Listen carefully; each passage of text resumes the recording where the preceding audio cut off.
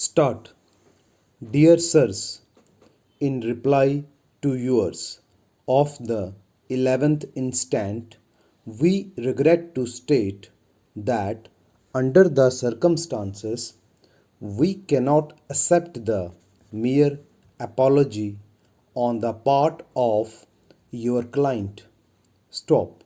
This conduct of your client has been a source of annoyance for a considerable time, and in spite of our requests that such conduct should cease, and notwithstanding the fact that legal proceedings have been threatened, the statements of which we complain have continued. Stop.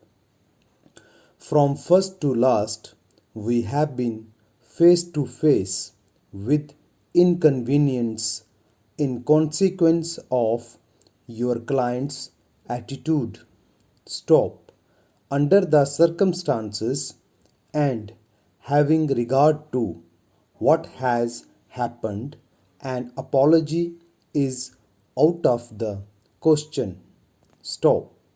On the contrary, we shall be compelled to seek redress in the law courts in respect of your client's statements, and shall instruct our solicitors to take action forthwith unless your client is prepared to pay the amount of damages claimed.